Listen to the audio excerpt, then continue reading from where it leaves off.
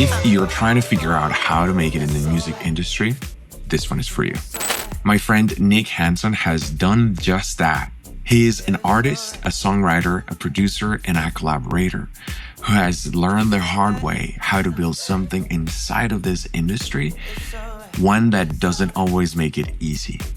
Because Music Talks is about what happens after the dream, we are talking about the craft, the sacrifices, the balance, and everything that people don't post about, but everyone needs to hear. This is episode 1, and we're just getting started. Man, what if Justice, Daft Punk, and LCD Sound System collided with Latino artists? Yeah. Fire. And that's Fire how the concert. beat sort of came up, and then you just start full-on hit record. Oh, man. From top to bottom, every melody. It's like, how? How did you do that? Just now I saw you Damn, do I that. appreciate Like, that, bro. what part of your brain and your heart and your soul can just perfectly in perfect synergy be able to just produce these ideas so quickly and so maturely, and it's captivating instantly. Like, and then you're like, let me just record this real quick, and then you go into your voice notes, you do a run through, and then you hop in the booth, and it's a done deal. It's easy to have that one idea, and the steam, you go 100% all out on that one idea. Right. But then how do you come back to the next one? Yeah. It's fun. I was just talking about this with somebody else. It's easy when it's new, right? To have this sort of thrill of like, okay, I'm actually doing it. I'm changing my life. I'm moving in the upward direction. I'm doing that. But when you're really in that, when it sort of loses its luster and you're still trying to be consistent about it and still trying to maintain that forward motion, even when you're not getting that initial sort of dopamine hit of, I'm moving in an upward direction. I got the positive mentality. I got the positive motivation. Even when you're not feeling that and you're still showing up every day, that's the key to me personally.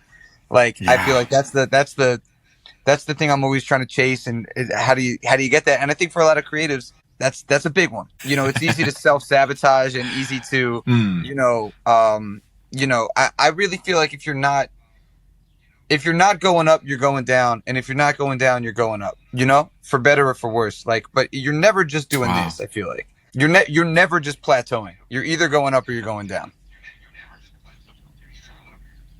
Wow.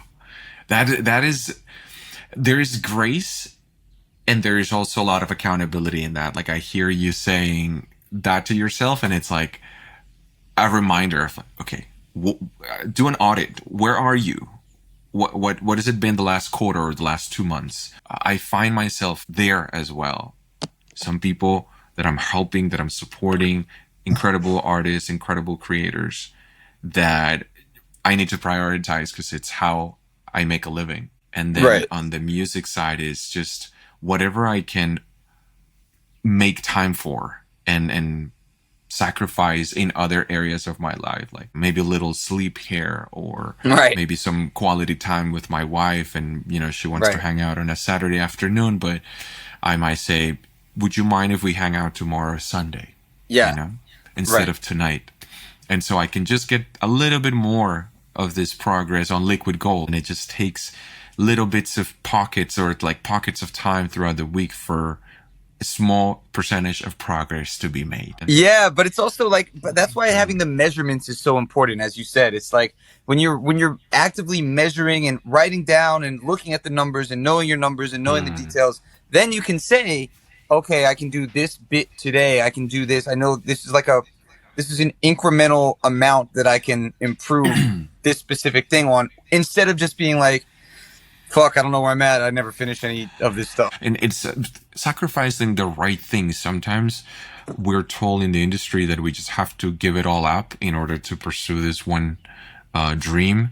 But I've heard from different people from different industries, especially older, married parents, who say how fulfilling family life is after you've achieved your professional life, some milestones that you really wanted to hit.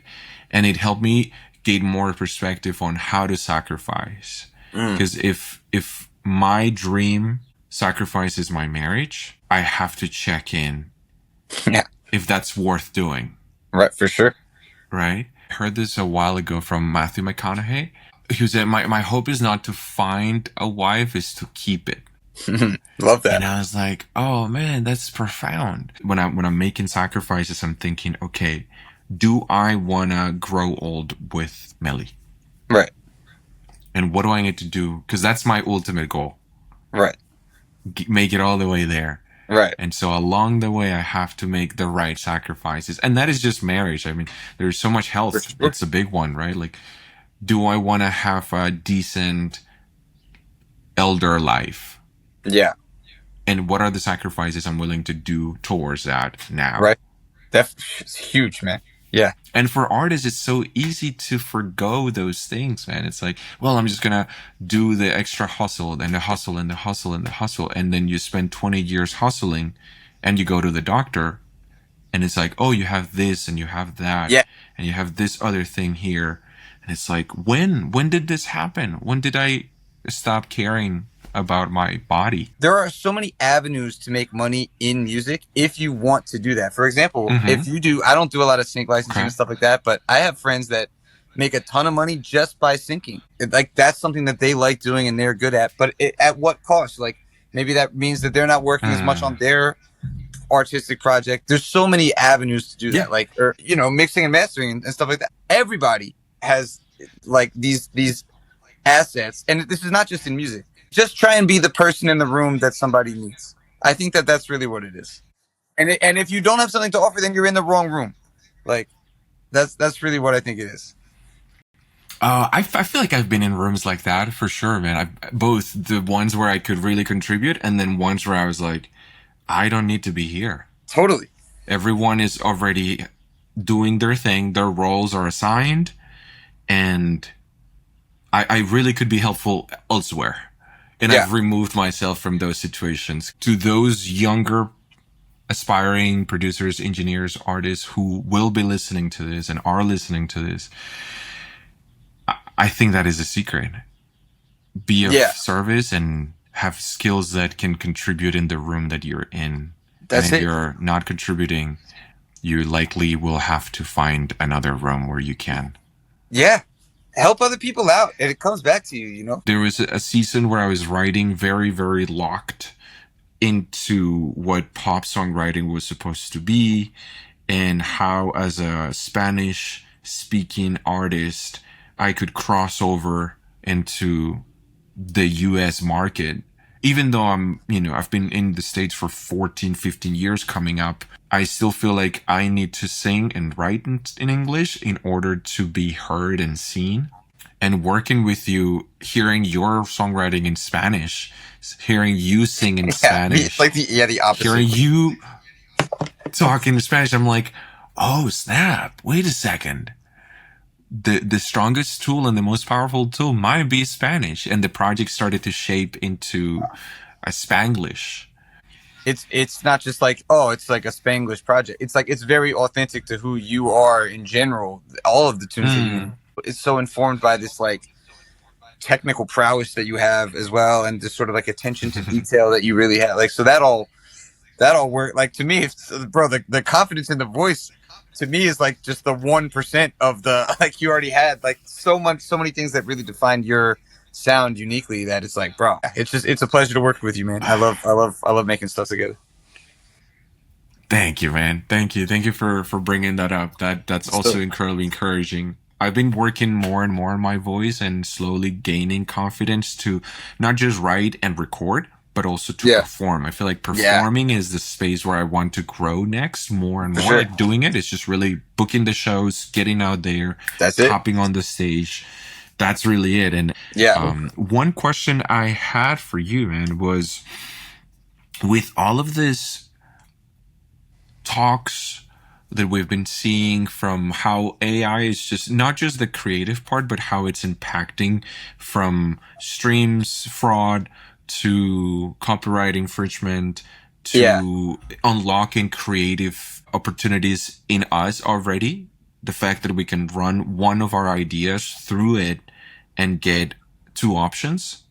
I Right. wanted to pick your brain on how you're seeing everything from Paris out into the world, the projects you're working on, and how if you are using AI in your workflows.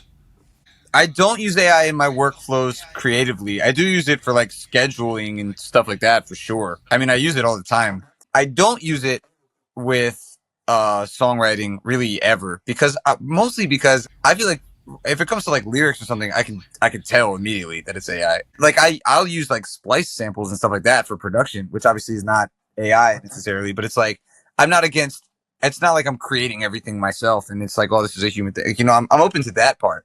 And if AI can make a sick, I don't know, baseline, I guess I would be open to. I'm not like a anti AI person, but I think it's a tool, and like it certainly doesn't scare me in the way that some artists feel like, oh, it's gonna take our job. Like it can replicate sound, maybe even style, but it can't really replicate like context. And as long as there are humans listening to music, humans want to hear from other humans too. It's like we're not making it for AI consumers.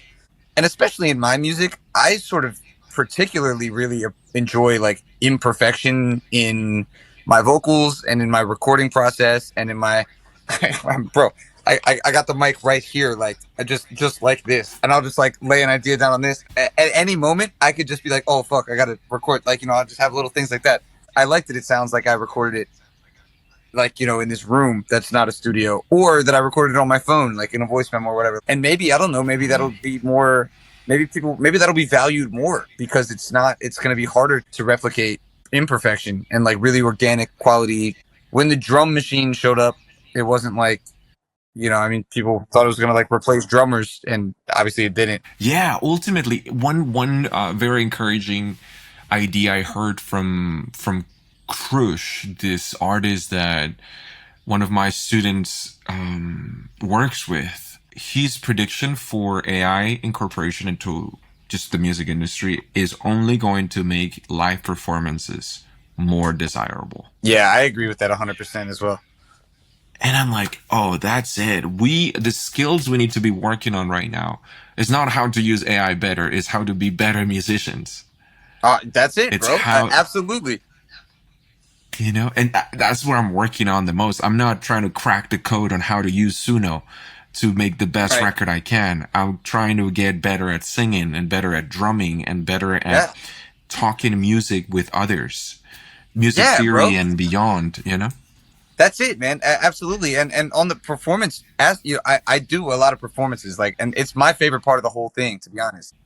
I mean, you can't. I don't know. As of right now, I can't think of a way that they could replicate like live performances like that. Right. And the technology is not there. I follow AI closely, both from the infrastructure standpoint and then from the user end standpoint. I use AI in different ways in my life, from ideation and language models, Claude, Gemini. And then on the other side, I'm leaning video production with Okay. AI, Nice.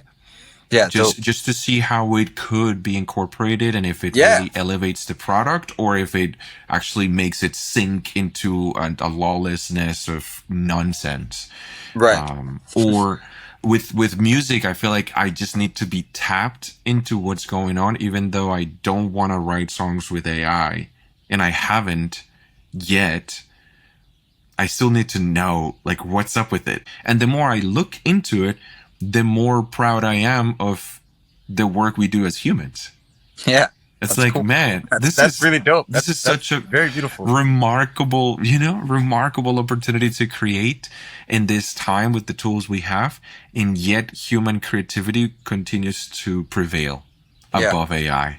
Yeah. So that makes me excited to know more about AI and implement it because I'm not afraid anymore. It's like Yeah. Kevin from from Home Alone. I'm not Yeah. afraid Yeah. Yeah. anymore. Yeah. But that makes sense though, because it's like you know it. The fear comes from lack of understanding or whatever, right? 100%. I was working on this agency project for a client, Uh and huh. it was so complex. The layers of complexity for the audio portion of the project made me proud of what engineers are able to do, Yeah. how to solve problems, and how to get a recording to sound and feel effortlessly clean and engaging. And that's when it clicked for me. AI can't do this. It just can't. Yeah. Like, I ran it through AI and then I did it my way. And there is no sensitivity that can be matched yet Yeah. to the human ear and the touch of our hands. There It's you go. just, it's, you know, there's no competition there yet. So Right. as long as we stay there, we're good. Then we're good. Yeah, perfect. This is something that stayed with me ever since you said this. Your best song is yet to be written. Yeah. Hell yeah. And it helped me just let go of these ideas and just finish them. Like, Yeah. they just don't need to be remanufactured and reshaped every single time I listen to them. And Liquid Gold was one of those. Like, it's been sitting in the archives, but it's been that. The melodies have been there for a very long time. Yeah. I just needed to find some of my words, like for the verses and the pre-chorus. But that hook has been there since day one. That breakdown, Banger. all of your beatboxing, all of your harmonies, and the way that bass plays with the vocals, like all of that's been there since day one. Like, I truly just remember, man, and it's been sitting with me. The next song is gonna be better, you know, every time, and it was like, I feel like between switching, we did Mbella, we did switching, now Liquid Gold, then Dos Mundos, Yeah. and every time it's just another level, and we go up, we push it. Thank you for being part of that. You taught me so much, and you've been teaching me so much ever since we started our first writing sessions. I feel like I'm a decent songwriter because I've learned so much from you. Oh, damn, dude. Thank you. And I mean, I remember being a fan of your stuff, like before we ever worked on anything, bro. Like the stuff that you had played me before, like blew me away for sure. Thank you, man. It's you. I think you something you helped me unlock was confidence in using my voice and writing with freedom. Yeah. That creativity. It's like this water that just waters your life. As long as you can stay in the right balance and the right rhythm that works for you, it really just powers your life, man, in just beautiful ways.